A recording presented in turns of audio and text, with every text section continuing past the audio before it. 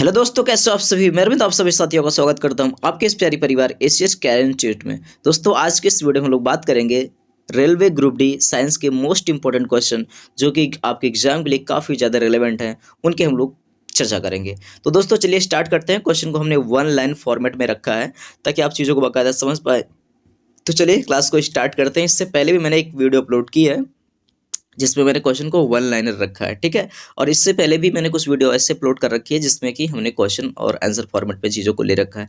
फिलहाल के लिए चलिए वीडियो को स्टार्ट करते हैं और चैनल को आप सब्सक्राइब कर लीजिए। ऐसी वीडियो आपको मतलब क्लियरली ये समझिए कि जो भी ग्रुप डी साइंस के इंपॉर्टेंट क्वेश्चन होंगे वो आपको प्रॉपरली मिलते रहेंगे। फिलहाल के लिए एनटीपीसी जनरल अवेयरनेस के जो क्वेश्चन हैं वो भी आपको मिलते रहेंगे। तो चलिए फिलहाल ये जो चीज़ें हैं वो आप देखते रहिए और मज़े कीजिए, पढ़ते रहिए, ठीक है। प्रॉपरली भी आपके पास टाइम है तो क्लास को एंजॉय कीजिए। चलिए, तो यहाँ पर सबसे पहला क्वेश्चन ये है कि आर एच फैक्टर संबंधित है। तो आर एच फैक्टर, ठीक है, आर एच फैक्टर किससे संबंधित है दोस्तों? आप सभी को पता होगा कि आर एच फैक्टर किससे संबंधित है? ब्लड से, ठीक है, रक्त से संबंधित है आर एच फैक्टर। बात करते हैं आरवी फैक्टर के खोजकर्ता कौन थे। तो दोस्तों आरवी फैक्टर के खोजकर्ता जो थे वो लैंड स्टीनर एवं वीर थे। ये विनर है, विनर, लैंड स्टीनर एवं विनर थे। क्लियर है। चलिए, रक्तचाप नियंत्रित होता है दोस्तों। रक्तचाप यानी ब्लड प्रेशर कैसे नियंत्रित होता है? तो वो एड्रिनल ग्रंथि से होता है। अब एड्रिनल ग्रंथि कहाँ होती है आप सभी को पता होगा मेरे भाई, कि जैसे ये हमारी क्या होती है, ठीक है, ये हमारी क्या होती है? किडनी, ठीक है, ये हमारी क्या होती है? किडनी, ये हमारी किडनी होती है। ये थोड़ा कम अच्छी बनी। तो ऊपर आप देखते होंगे ये, ठीक है, ऊपर आप देखते होंगे ये आपकी क्या होती है? ग्रंथि होती है यहाँ पर इस तरीके से कुछ, ठीक है, इस तरीके की कुछ एक ग्रंथि होती है ये यहाँ पर। तो इसी ग्रंथि को क्या क्या बोला जाता है? एड्रिनल ग्रंथि बोला जाता है, ठीक है, एड्रिनल ग्रंथि बोला जाता है मेरे भाई। और आप ये समझिए कि ये जो ग्रंथि होती है, ये जो ग्रंथि होती है, इसे क्या कहा जाता है? इसे और किस नाम से जाता है? इसको आप कमेंट बॉक्स में बताएंगे मेरे भाई। एक क्लू देता हूँ आप सभी को, इसको लड़ो, भागो, मरो, ऐसे कुछ बोलते हैं। कमेंट बॉक्स में आप बताइएगा प्रॉपरली इसको क्या कहते हैं। मैंने एक हिंट्स दिया आपको, ठीक है, आप कमेंट बॉक्स में जरूर बताइएगा। चलिए बात करते हैं कि रक्त को शुद्ध करता है। तो दोस्तों रक्त को क्या शुद्ध करता है? ब्रेक यानी कि किडनी। अब इसी किडनी की हम बात कर रहे हैं। तो जो ब्लड को शुद्ध करने का काम करता है कौन करता है? ब्रेक ही करता है, यानी कि किडनी करते हैं। रक्त के शुद्धिकरण की प्रक्रिया। तो दोस्तों रक्त के शुद्धिकरण की जो प्रक्रिया होती है डायलिसिस कहलाती है। आप सभी लोगों ने इस बात को सुना होगा कि जैसे क्या बोलते हैं, बहुत सारे ऐसे लोग होते हैं जिनकी किडनी काम करना बंद कर देती है, ठीक है, प्रॉपरली काम नहीं करती है। तो उनके ब्लड को शुद्ध करने के लिए कौन से प्रोसेस को अपनाया जाता है? डायलिसिस को अपनाया जाता है, ठीक है। डायलिसिस यानी रक्त को शुद्ध करने की जो प्रक्रिया होती है, डायलिसिस प्रोसेस कब अपनाया जाता है? सिंपल सा फंडा है कि हमारी बॉडी में नेचुरली जब किडनी हमारी प्रॉपरली काम कर रही होती है तो किडनी ही उसको शुद्ध करने का काम करती है, किसको? ब्लड को। बट अगर किडनी आपकी काम करना बंद कर देती है तो उसको जो है ब्लड को शुद्ध किया जाता है। कौन सी प्रोसेस के द्वारा? डायलिसिस प्रोसेस के द्वारा उसको शुद्ध किया जाता है। बात करते हैं मूत्र का निर्माण होता है। दोस्तों मूत्र का निर्माण कहाँ पर होता है? वृक्क में होता है। मूत्र का निर्माण वृक्क में होता है। इंपॉर्टेंट चीज आपके लिए यहाँ पर यह है कि वृक्क का भार कितना होता है। तो दोस्तों यहाँ पर जब हम बात कर रहे होंगे वृक्क के भार की, क्वेश्चन को थोड़ा सा ऊपर करते हैं। चलिए, यहाँ पर वृक्क के भार यानी किडनी का भार कितना होता है दोस्तों? किडनी का जो भार होता है वो होता है लगभग 150 ग्राम, ठीक है, 150 ग्राम होता है किडनी का वेट। मानव गुर्दे में बनने वाली पथरी बनी होती है। तो गुर्दे में यानी कि किडनी में जो पथरी बनती है वो आपका किससे बनी होती, कैसे बनती है? तो वो कैल्शियम ऑक्सलेट यानी कि कैल्शियम, और यहाँ पर एक चीज आप सभी लोगों को जानना है कि जो ऑक्सैलिक एसिड होता है उनके कॉम्बिनेशन से। अब ऑक्सैलिक एसिड का फॉर्मूला क्या होता है? ऑक्सैलिक एसिड का फॉर्मूला क्या होता है मेरे भाई? अब आप इस बात को समझ पा रहे होंगे, आप इस बात को समझ पा रहे होंगे, COH ट्वाइस, या फिर इसको आप ऐसे लिख सकते हैं, ठीक है, आप इसको ऐसे लिख सकते हैं। और यहाँ पर क्या हो जाएगा बेसिकली कि ये जो आपका कैल्शियम ऑक्सलेट होता है ये कैल्शियम और ऑक्सैलिक एसिड के कॉम्बिनेशन से बनता है आपका कैल्शियम ऑक्सलेट। बात करते हैं रक्त का पीएच मान होता है। तो यानी ब्लड का जो पीएच मान होता है वो कितना होता है? 7.4 होता है। मैंने बताया था ब्लड जो होता है भाई भाई भाई में अगर लड़ाई हो जाए तो दूसरा भाई मतलब ऐसा समझो कि बोलचाल भले ना हो, लेकिन अगर उसको कोई मारता रहेगा तो वो दूसरा जाएगा। इसका मतलब क्या है, जो खून होता है वो सच्चा होता है। खून कैसा होता है, सच्चा। सच्चा मतलब 7.4 आपको याद हो जाएगा, ठीक है। और एक क्वेश्चन आपसे ये पूछता है कि रक्त की जो प्रकृति होती है वो कैसी होती है, अम्लीय, क्षारीय, उदासीन। तो दोस्तों ऑब्वियस सी बात है, जिसका पीएच मान 7 से ज्यादा होगा वो क्षारीय होगा, जिसका 7 से कम होगा वो अम्लीय होगा, और जिसका 7 के बराबर होगा वो क्या होगा, आपका उदासीन होगा। होपफुली ये बातें आपको समझ में आ गई होंगी। चलिए आगे बढ़ते हैं। अगला जो क्वेश्चन हमारा दोस्तों वो ये है कि ब्लड प्रेशर मापने का काम कौन सा यंत्र करता है, ठीक है। तो ब्लड प्रेशर यानी रक्तचाप मापने का काम कौन करता है, स्फिग्नोमैनोमीटर।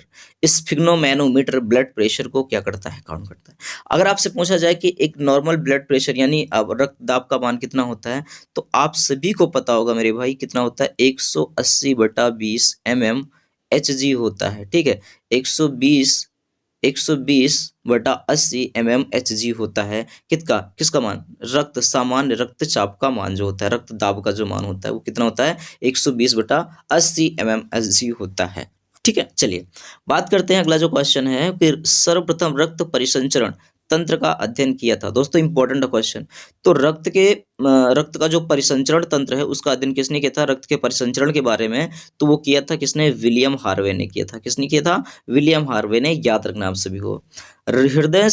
शरीर से हृदय की ओर रक्त ले जाने वाली रक्त वाहिनी कहलाती है। देखो दोस्तों, होता क्या है कि हमारी बॉडी में जो वाहिनियां होती है, वाहिनी का मतलब, रक्त वाहिनी का मतलब क्या होता है, ब्लड को ले जाने वाली, यानी हमारी पूरी बॉडी में ब्लड का सर्कुलेशन होता है, पूरी बॉडी में रक्त का संचरण होता है। तो आप ये समझिए, उनको ले जाने वाली वाहिनियां होती हैं, मतलब जो ब्लड को ले जाती हैं, तो उसको क्या बोला जाता है, वाहिनी बोला जाता है। अब जो वाहिनियां होती हैं वो दो प्रकार की होती हैं। एक होती है आपकी सिरा, और एक होती है आपकी धमनी। एक आपकी होती है सिरा और एक होती है आपकी धमनी। समझने वाली बात यह है दोस्तों कि जो सिरा होता है इसमें जो आपका ब्लड होता है, इस बात को आपने समझना है कि वो शरीर से, ठीक है, जो सिरा होता है उसमें शरीर से ब्लड जो होता है कहाँ जाता है, हृदय में जाता है। कहाँ जाता है, हृदय में जाता है, ठीक है। वो हृदय में जाता है, हृदय में जाता है। लेकिन धमनी की बात करते हैं तो धमनी में क्या होता है, जो ब्लड होता है वो आपका हृदय से, वो आपका हृदय से कहाँ जाता है, वो शरीर में जाता है, ठीक है। वो हृदय से शरीर में जाता है। इसीलिए कहा जाता है, ऐसा क्वेश्चन पूछ लिया जाता है कि सिरा में कौन सा रक्त प्रवाहित होता है, शुद्ध या अशुद्ध। तो दोस्तों अशुद्ध रक्त प्रवाहित होता है किसमें, सिरा में।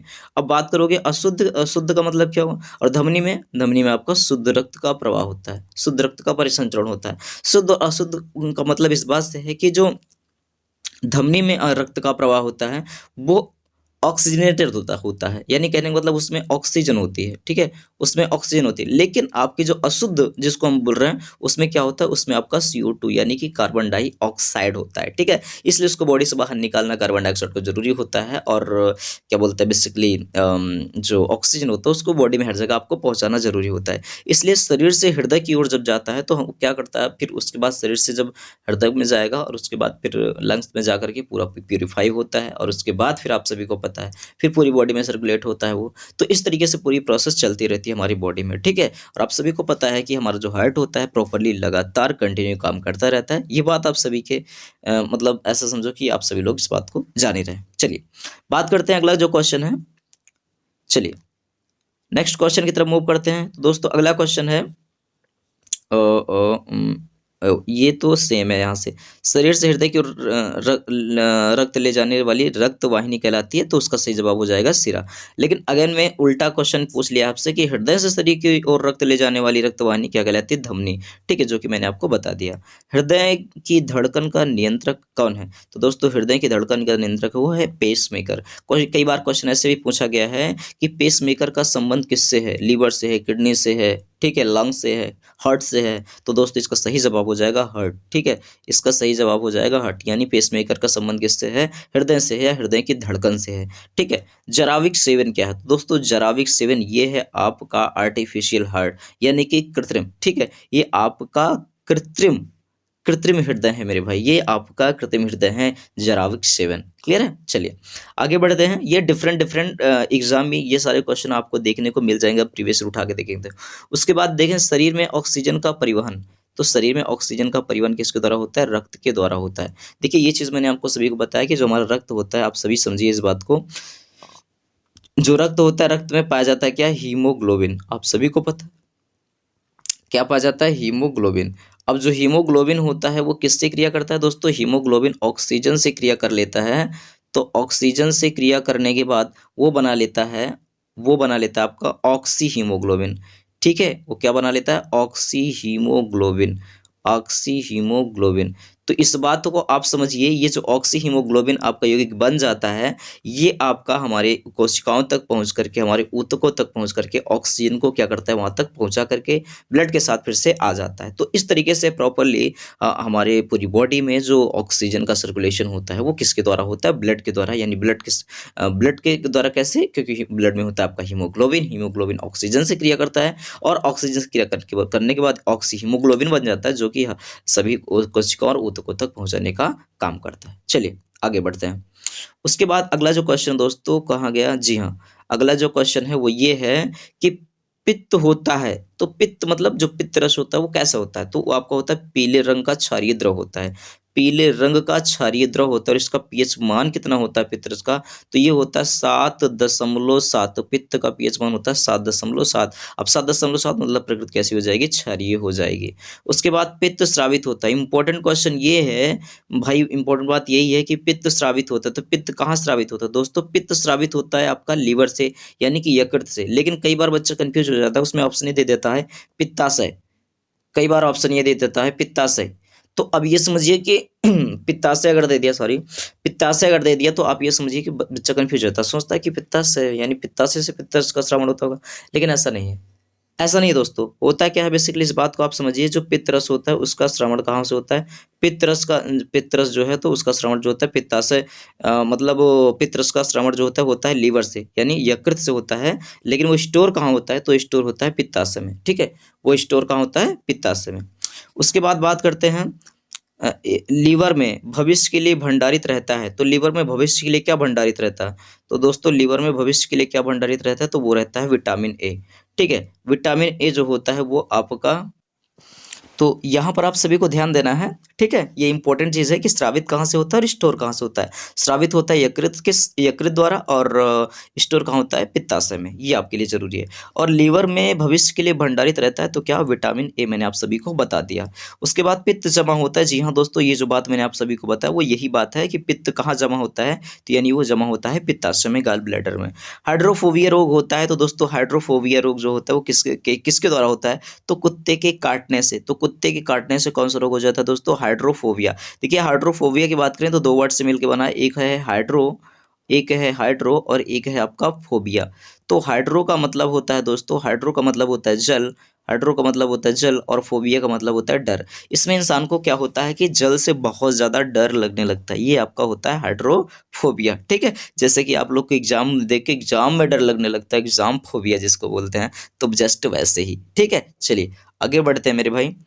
नेक्स्ट अगला क्वेश्चन की बात करते हैं। तो अगला जो क्वेश्चन है, हाइड्रोफोबिया रोग होता है, यानी बेसिकली आपको ये समझना है कि पहली बात तो ये आपने जान लिया कि किस माध्यम क्या होता है, मतलब जो भी जानवर वगैरह जो भी काटता है, कुत्ता काटता है, उसकी वजह से होता है। लेकिन उसमें इंपॉर्टेंट चीज़ क्या है कि उसमें क्या काम करता है, मतलब बैक्टीरिया, वायरस, ठीक है, या फिर फंगस, किसकी वजह से वो चीज़ होता है? तो आप ये तो समझना है कि हाइड्रोफोबिया जो होता है बेसिकली वो विषाणु के द्वारा होता है। विषाणु बोले तो वायरस। ठीक है, वो वायरस के द्वारा आपका जो है हाइड्रोफोबिया रोग होता है। हम बात करते हैं विषाणु की खोज किसने की? तो दोस्तों विषाणु की खोज की थी इवानोवस्की ने। ठीक है, विषाणु की खोज किसने की थी? इवानोवस्की ने। लेकिन वहीं पर अगर बात की जाए जीवाणु की खोज किसने की थी? ठीक है, तो जीवाणु की खोज किसने की थी दोस्तों? जीवाणु की खोज किसने की थी? एंटोनी वॉन ल्यूवेनहॉक ने। ठीक है, एंटोनी वॉन ल्यूवेनहॉक ने किसकी खोज की थी? जीवाणु की खोज की थी, यानी कि बैक्टीरिया। क्लियर है? चलिए, विषाणुओं का अध्ययन कहलाता है। तो विषाणुओं का अध्ययन कहलाता है दोस्तों वायरोलॉजी। वायरोलॉजी यानी वायरस का अध्ययन जो होता है क्या कहलाता है? आपका वायरोलॉजी कहलाता है। उसके बाद जंतुओं में होने वाली फुट एंड माउथ रोग होता है, ये किसके कारण? विषाणु के कारण। ये भी डिफरेंट एग्जाम में क्वेश्चन पूछा गया है, इस बात को ध्यान रखना है। तो वो भी वायरस के कारण ही होता है। चलिए बढ़ते हैं नेक्स्ट क्वेश्चन की तरफ। एक और पीडीएफ है, एक और स्लाइड है, दो पीडीएफ यहाँ पर। कवकों का अध्ययन कहलाता है दोस्तों, कवकों का अध्ययन कहलाता है माइकोलॉजी। ठीक है, वहीं अगर आपसे पूछ ले शैवाल का अध्ययन क्या कहलाता है? तो दोस्तों शैवाल का जो अध्ययन है वो कहलाता है आपका फाइकोलॉजी। फाइकोलॉजी। अब आप बोलोगे इसको आपने क्यों बताया? तो दोस्तों बात ये है ना कि जो आपका शैवाल है और कवक है, आप सभी को पता होगा कवक और शैवाल से मिलके क्या बनता है, लाइकेन बनता है। ठीक है, क्या बनता है, लाइकेन बनता है, लाइकेन। और लाइकेन से क्या बनता है, लिटमस पेपर बनता है। ठीक है, लिटमस पेपर बनता है। अब लिटमस पेपर का काम क्या था दोस्तों, आप सभी को पता होगा। लिटमस पेपर जो होता है वो अम्ल और क्षार के बारे में पता लगाता है, अम्लीय और क्षारीय प्रकृति की के बारे में बताता है। उसके बाद यहाँ पर आपने ध्यान देना है कि कवक और शैवाल, जैसे मैंने बात की, तो कवक का अध्ययन माइकोलॉजी, शैवाल का अध्ययन फाइकोलॉजी। अब आप इसको कैसे याद रखेंगे, कवक और सवाल, माइको फाइको को। तो जैसे अब ये सब समझिए कि जैसे बच्चा बहुत ज़्यादा सवाल करता है, ठीक है। अब मान लीजिए अब आप ही हैं कि बहुत ज़्यादा सवाल कर रहे हैं हमसे, बहुत ज़्यादा सवाल कर रहे हैं, हम बोलेंगे मारेंगे, पेन फेंक के मारेंगे तुमको, अभी बहुत ज़्यादा सवाल कर रहा है, पेन फेंक के मारेंगे, तो फेंक के मारेंगे यानी सवाल कर रहा है तो फेंक के मारेंगे, यानी कि फाइकोलॉजी। क्लियर है। चलिए बात करते हैं मेरे भाई, एक चीज़ आपने और ध्यान देना है कि जो लिटमस पेपर होता है तो इसमें क्या होता है कि कैसे जानेंगे कब अम्ल होता है और कब क्षार होता है। तो देखिए इसके लिए आपको ध्यान देना है कि जैसे अगर हम बात करते हैं, इसकी एक ट्रिक आपको याद रखना है। अनीला को छलानी से प्यार हो गया, ठीक है। अनीला को छलानी से प्यार हो गया, छलानी से प्यार हो गया। अब आपको इतनी बातें याद रखना है। क्या, अनीला को छलानी से प्यार हो गया। अनीला, अनीला मतलब क्या होता है, जो अम्ल होता है, जो अम्ल होता है वो नीले लिटमस पेपर को क्या कर देता है, लाल कर देता है। जो अम्ल होता है नीले लिटमस पेपर को क्या कर देता है, लाल कर देता है। लेकिन जो क्षार होता है आपका, वो आपका लाल को क्या कर देता है दोस्तों, वो लाल को कर देता है नीला। वो क्या कर देता है, लाल को नीला कर देता है। इस बात को आप सभी ने ध्यान रखना है। क्लियर है। चलिए अब यहाँ पर आपको ध्यान देना है कि जैसे, चलो ये चीज़ तो मैंने आपको बता ही दिया। उसके बाद शैवालों की कोशिका भित्ति बनी होती है। इंपॉर्टेंट क्वेश्चन है मेरे भाई, इंपॉर्टेंट, स्टार लगा लीजिए कि शैवालों की कोशिका भित्ति बनी होती है दोस्तों, वो बनी होती है सेलुलोज की। किसकी बनी होती है, सेलुलोज की बनी होती है। इस बात को आप सभी ने ध्यान रखना है। चलिए अब बात करते हैं जीवाणु की खोज किसने की थी। तो जीवाणु की खोज किसने की थी, ल्यूवेनहॉक ने, जो कि मैंने आपको बताया नहीं, बैक्टीरिया की खोज। उसके बाद ध्वनि का सर्वाधिक ध्वनि का वेग सर्वाधिक होता है। तो ध्वनि का वेग सर्वाधिक होता है किसमें, ठोसों में। ठोसों में सबसे ज्यादा ध्वनि का वेग होता है। ध्वनि की गति धीमी होती है, तो ध्वनि की गति जो होती है दोस्तों किसमें धीमी होती है, हवा में। और ध्वनि की चाल कितनी होती है, तो ध्वनि की जो चाल होती है बेसिकली वो होती है कितना, 760 मील प्रति घंटा, मील के हिसाब से बात करते हैं। अब ये चीज है कि अगर ताप बढ़ा दिया जाए तो ध्वनि की चाल पर क्या प्रभाव पड़ेगा दोस्तों, ध्वनि की चाल बढ़ जाएगी। इस बात को आपने ध्यान रखना है। उसके बाद हम बात करते हैं, उसके बाद बात करते हैं हवा में ध्वनि का वेग कितना होता है। तो वो होता है दोस्तों 332 मीटर पर सेकंड। ठीक है, 332 मीटर पर सेकंड। ध्वनि की तीव्रता की इकाई क्या होती है, यानी ध्वनि को किस में मापा जाता है, तो दोस्तों वो होता है आपका, वो मापा जाता है आपका डेसिबल में। ध्वनि की जो तीव्रता की इकाई होती है क्या होती है, डेसिबल में होती है मेरे भाई। ठीक है। चलिए अब यहाँ पर कई बार ऐसा क्वेश्चन पूछा गया कि पत्तों की सरसराहट की आवाज जो होती है वो कितने डेसिबल की होती है। कई बार ऐसे क्वेश्चन पूछे गए, कमेंट बॉक्स में आप बताइएगा। उसके बाद प्रकाश वर्ष मात्रक है, तो प्रकाश वर्ष किसका मात्रक है ये भी आप कमेंट बॉक्स में बताइएगा। और प्रकाश वर्ष, एक प्रकाश वर्ष किसके बराबर होता है ये भी आप कमेंट बॉक्स में बताइएगा। क्यों, क्योंकि इससे पहले वाली क्लास में मैंने इन दोनों चीज़ों के बारे में आपको प्रॉपरली बता रखा है। क्लियर है। तो चलिए फिर दोस्तों, क्लास कैसी लगी अपना फीडबैक जरूर दीजिएगा। मिलता है नेक्स्ट वीडियो में, तब तक के लिए बाय बाय, टेक केयर। और हाँ, चलो सब्सक्राइब कर लो यार। मिलते हैं फिर नेक्स्ट वीडियो में, तब तक के लिए bye bye, take care, thank you, love you all.